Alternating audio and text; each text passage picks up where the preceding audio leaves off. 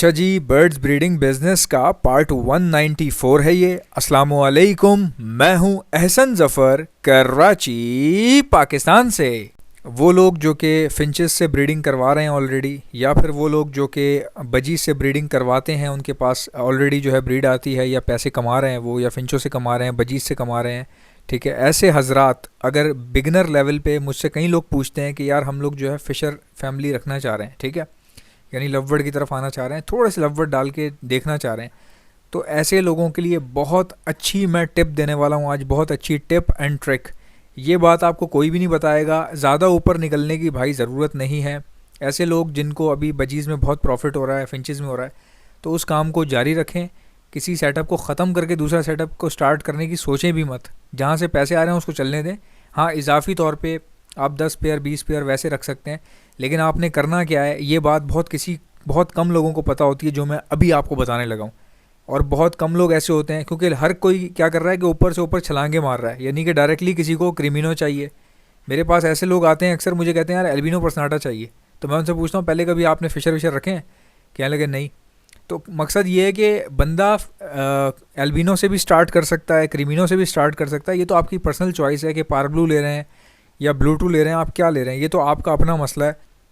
मेरे कहने पे थोड़ी चलेंगे आप। हाँ, मैं समझा सकता हूँ, मैं एक अच्छी आपको एडवाइस दे सकता हूँ।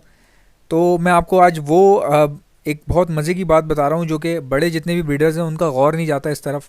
आप अगर उस पर गौर कर लें तो आप वहाँ से बहुत अच्छी इनकम कमा सकते हैं। ठीक है, अब करना आपने क्या है, आप बिगनर लेवल पे हैं, आप अपने बजीज़ और फिंचेज़ और जो भी आपके पास ब्रीड कर रहा है उनको आप ऑलरेडी ब्रीड करवाते रहें। उनको आप बना लें फ़िशर की कॉलोनी। ठीक है, फ़िशर कौन से फ़िशर? जो नॉर्मल फ़िशर आता है, ग्रीन फ़िशर जो होता है जिसकी लाल चोंच होती है, ये आपको हार्डली अभी इस वक्त मैं कराची के रेट बता रहा हूँ, मार्केट में 3000 या 3500 रुपये का पेयर मिल जाएगा आराम से।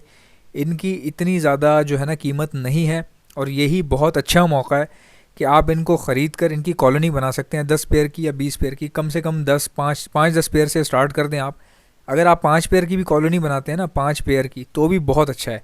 अब इससे फ़ायदा क्या है कि एक चीज़ जो है ना 3000-3500 रुपये की है, उससे क्या फ़ायदा होगा आपको? आप ये सोच रहे होंगे ना, आप भी छलांगे मारना चाह रहे होंगे कि यार 30,000 का कोई अच्छा सा पेयर लेता हूँ क्रीमिनो का या पारब्लू का, उसके बाद उससे ब्रीड करवाऊँगा, और यानी कि 30,000 की चीज़ है, बिकेगी भी 30,000 की, तो पैसे अच्छे आ जाएंगे। तो आप भी छलांगे मारने की सोच रहे होंगे। अब आप सुन लें मैं आपको क्यों कह रहा हूँ। देखें, कॉलोनी में बहुत अच्छी ब्रीड आती है, फ़िशर जो है कॉलोनी में बहुत अच्छी ब्रीड करता है। अब मिसाल के तौर पे क्रीमिनो जो है वो महंगा आइटम है, या पारब्लू जो है वो महंगा आइटम है। ठीक है, कोई चीज़ 25,000 30,000 की है, तो उसकी आप उसको कॉलोनी में थोड़ी ब्रीड करवाएंगे आप। जो महंगे पेयर होते हैं, जो वर्किंग पेयर होते हैं, उनको तो सेपरेटली ब्रीड करवाया जाता है, उन ताकि ख़ास तौर पे उनका ख्याल रखा जा सके। तो कॉलोनी में हमेशा सस्ती चीज़ डाली जाती है। जैसे फ़िंचों में ज़्यादातर लोग क्या करते हैं, कॉमन फ़िंचों की कॉलोनी बनाते हैं, तो सही करते हैं बिल्कुल। अब वो ये थोड़ी है कि एग्जीबिशन लेके डाल देंगे कॉलोनी में, तो वो फिर पेयर टूट सकता है ना, आगे पीछे अंट की शंट लग सकते हैं। तो जिन पे वर्किंग की जा रही होती है, जो महंगी चीज़ होती है, उसको हम अलग से रखते हैं। अब जैसे आपने कॉमन बजीज़ की कॉलोनी देखी होगी, कॉमन बजीज़ की देखी है ना कॉलोनी, सब लोग बनाते हैं 5 पेयर की, 10 पेयर की, 20 पेयर की, 50 पेयर की। लेकिन कभी आपने ये देखा है कि किसी ने एग्जीबिशन की कॉलोनी बनाई हुई हो, एग्जीबिशन बजरी की, या फिर क्रिस्टेड बजी की, सारे बजीज़ क्रिस्टेड हों, नहीं बनाई हुई किसी ने, क्योंकि ये थोड़े से इनकी कीमत ज़्यादा होती है। तो इनको कॉलोनी में छोड़ना लोग सही नहीं समझते, इनको सेपरेटली ब्रीड करवाते हैं। इसी तरह फ़िशर में ये है कि क्रीमिनो की कॉलोनी या पारब्लू की कॉलोनी बहुत कम लोग, मैंने नहीं देखा किसी ने बनाई हो सकता है कोई एक आध हो बंदा ऐसा जिसने बनाई हो, लेकिन ज़्यादातर लोग क्या करते हैं, फ़िशर की कॉलोनी बना देते हैं। अब इसमें फ़ायदा क्या होता है, बहुत बड़ा स्कोप है फ़िशर की कॉलोनी में। फ़ायदा इसमें ये होता है कि इस वक्त मार्केट में जितने भी फ़िशर घूम रहे हैं, ये सिर्फ़ और सिर्फ फ़िशर नहीं है, ये बेसिकली स्प्लिट हैं। ये किसी ना किसी के स्प्लिट होते हैं। इनमें से आपके पास एल्बिनो पर्सनाटा भी निकल आता है, ठीक है, फ़िशर के अंदर से ही। फ़िशर के अंदर से आपके पास मास्केट भी निकल आते हैं, पता नहीं क्या क्या निकल आता है आपके पास। अब मैं आपको इसकी मिसाल देता हूँ। मेरा एक दोस्त है, उसने जो है वो 20 पेयर फ़िशर की कॉलोनी बना दी। ये मेरे सामने की बात है, आज से कुछ टाइम पहले की बात है, तकरीबन 1 साल हो गया उसको। तो उसने बना दी, और मैंने देखा तो मुझे बहुत अच्छा लग रहा था, क्योंकि वो इतने सारे फ़िशर जो है ना एक साथ 10-20 पेयर जो देखो ना आप कॉलोनी के अंदर उड़ते हुए, और फिर वो अंदर जाता भी था मुझे लेके, तो मैं अंदर भी कॉलोनी के अंदर भी गया था उसकी। तो बड़ा अच्छा लगता था कि फ़िशर जो है ना घूम रहे हैं एक साथ, भाग रहे हैं इधर से उधर, तो बड़ा खूबसूरत लगते हैं, यानी कि एक साथ उड़ते हुए। अब 1-2 फ़िशर नज़र आएंगे ना आपको तो इतने अट्रैक्ट नहीं करेंगे, बट जब झुंड का झुंड एक साथ घूम रहा होगा ना आगे पीछे, तो वो बड़ा अट्रैक्ट करता है, खूबसूरत लगता है। तो मैं देख रहा था, बड़ा इन्जॉय कर रहा था, क्योंकि मैं खुद भी शौक वाला बंदा हूँ, आप लोग भी शौक रखते हैं। बर्ड तो बर्ड होता है ना, चाहे पारब्लू हो या कॉमन फिशर हो। खूबसूरती तो परिंदों में, हर परिंदे की एक अपनी खूबसूरती होती है। तो मैं ना इन्जॉय कर रहा है ऐसे, उसने चिप्स मंगवाए, नीचे से चाय वाय मंगवाई, तो मैं देख रहा था। तो मैंने उससे बोला, यार कॉलोनी तो बहुत अच्छी लग रही है माशाल्लाह, लेकिन तुम तो कह रहे थे मैं पारब्लू वगैरह करूँगा। तो उसने कहा कि पारब्लू वगैरह जो है उसकी वर्किंग अलग करूँगा, ये मैंने ऐसी बना दी है शौकिया ना। और वाकई उसने वो शौकिया बनाई थी। आप यकीन नहीं करेंगे, कुछ टाइम बाद जब ब्रीड व्रीड आना शुरू होगी कॉलोनी में उसकी, इतनी अच्छी ब्रीड आई थी कि मैं आपको बता नहीं सकता। मैं उसके घर गया था देखने के लिए, उसने मुझे बताया यार पहली ब्रीड आई है। जिस डब्बे को हम खोल रहे थे, किसी में 4 बच्चे, किसी में 5 बच्चे, किसी में 4 बच्चे, किसी में 5 बच्चे, तो 4 से कम तो बच्चे थे ही नहीं। और वो इतने खूबसूरत लग रहा था, पूरी कॉलोनी में बच्चे ही बच्चे डब्बों में भरे हुए हैं। और उससे बड़ी बात मैं आपको बताता हूँ क्या थी, कि जिसकी वजह से मैं कह रहा हूँ कि फ़िशर की कॉलोनी में स्कोप होता है। ऐसा मैं स्कोप का वर्ड क्यों यूज़ कर रहा हूँ, आप यकीन नहीं करेंगे, हर पेयर ने अगर 4 4 5 5 बच्चे दिए ना, तो 2 बच्चे उनमें फ़िशर थे ही नहीं, वो दूसरे कॉमन फ़िशर नहीं थे। बेसिकली कॉमन फ़िशर नहीं थे, हर ब्रीड में हर पेयर ने 2 2 बच्चे किसी और म्यूटेशन के निकाले थे। किसी ने एल्बिनो पर्सनाटा निकला हुआ था किसी के पास जो है वो लोटिनो पर्सनाटा निकला हुआ था, किसी के पास मास्केट निकला हुआ था। हो सकता है मैं नाम ऊपर नीचे ले रहा हूँ, अगर ज़रा सी भी कोई कोताही हो जाए तो माफ़ कर दिया करें, सर पे एकदम डंडे मारना ना शुरू कर दिया करें। बाज़-औक़ात बोलते हुए हो सकता है याद दहानी में नहीं रहती बात, हो सकता है मैं मास्केट को जो है वो कुछ और कह दूँ। खैर बहरहाल, कॉमन फ़िशर में से बहुत सारी ब्रीड आ रही थी जो कॉमन फ़िशर नहीं थी। अब आप देखें कि इतने अच्छे उसके पास बच्चे निकल रहे थे, देखते ही देखते उसने क्या किया, जो उसी कॉलोनी में से जो बच्चे ऐसे निकल रहे थे एल्बिनो टाइप या कोई लोटिनो पर्सनाटा टाइप या मास्केट वगैरह जो निकल रहे थे, उसमें से उसने क्या किया, वो अलग करना शुरू कर दी और उनकी जो है ना उसी से ही सेटअप दूसरा एक बना लिया जिसमें सिंगल ब्रीडिंग ले रहा था वो। तो फिर इतनी अच्छी अपॉर्चुनिटी है इस तरह से उसके पास माशाल्लाह, फ़िशर भी निकलता है, स्प्लिट में सारे निकलते हैं। तो देखें, बात कहने का मकसद ये, ख़र्चा नहीं हुआ उसका, ख़र्चा नहीं हुआ उसका। जो कॉमन फ़िशर होते हैं वो बेच देता है वो, ठीक है, भले वो 3,000 का बिके, 3500 का बिके, ब्रीड इतनी ज़्यादा आ रही है, कॉलोनी और बढ़ गई है ना। अब उसकी कॉलोनी 10-20 पेयर पे तो नहीं रही, उससे उसने मज़ीद कॉलोनियाँ छोटी छोटी उसी साइज़ की 2-3 कॉलोनियाँ और बना ली।